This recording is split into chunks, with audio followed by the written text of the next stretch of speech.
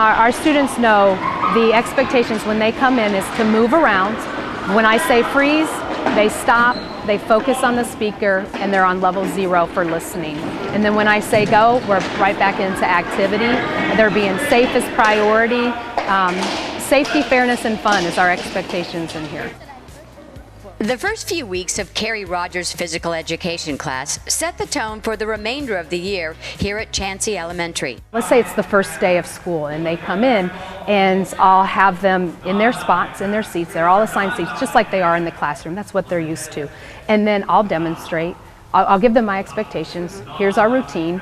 I'll demonstrate, I'll pinpoint a few students to demonstrate, and then we're all doing it together. It really is about a 6-week process of doing nothing but repetition and focusing that repetition on routine, expectations, and transition time. Nice, nice, and freeze!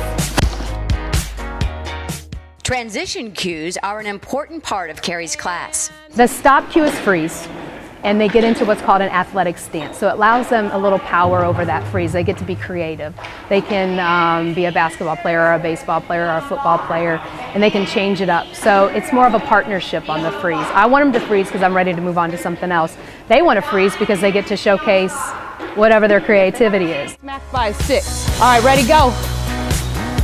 Jogging with that stick. So they know they don't move until I say go. It's the magic word, as we call it. During a typical class, Carri transitions students 10 to 15 times. Yes. The reason for that is elementary kids, one, need to move often. However, if they're stuck on one task for too long, they start to get off task. They start to modify the task in ways you don't really want or you're not looking for.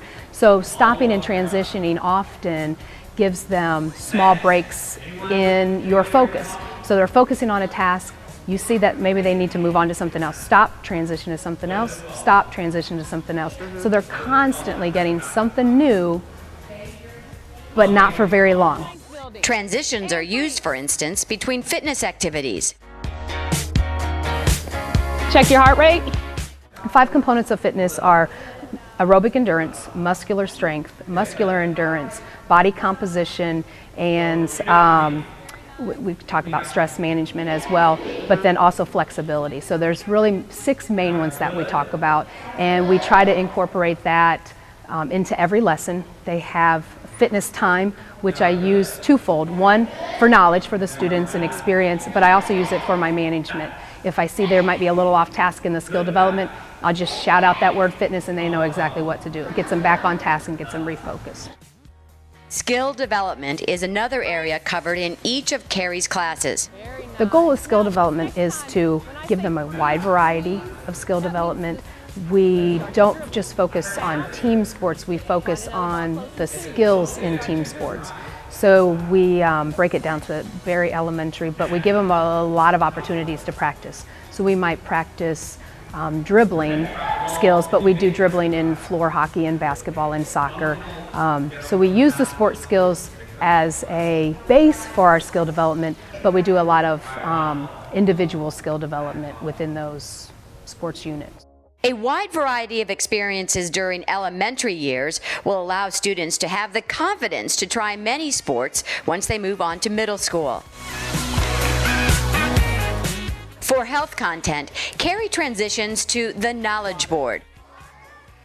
The Knowledge Board is, it gives the kids a break from activity, because in 15 minutes they can get pretty tired. All of us adults get pretty tired with constant activity in 50 minutes.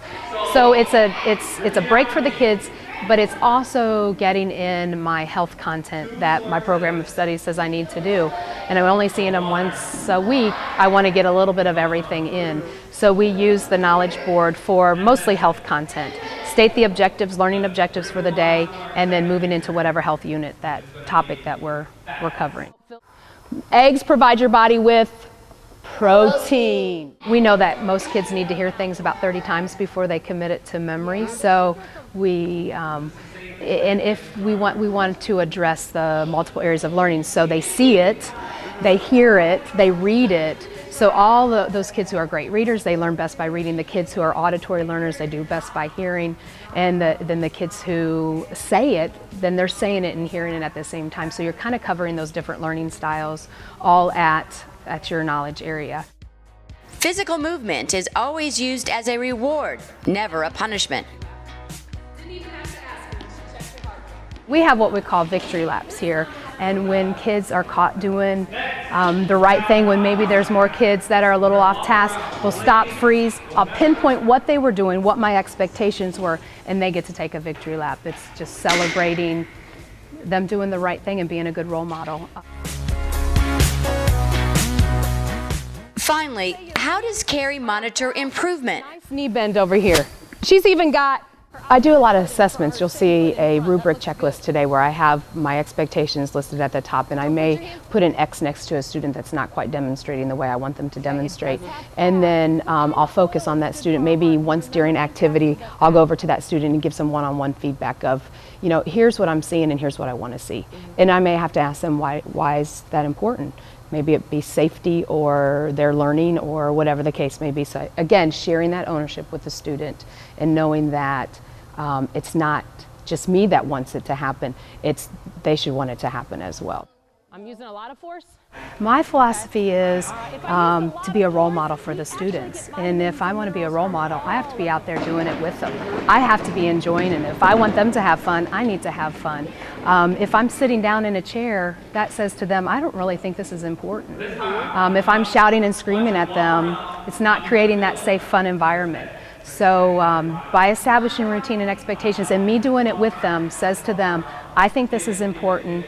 It's a lot of fun, and it's a safe and caring environment. And safe and caring environment means we practice the expectations.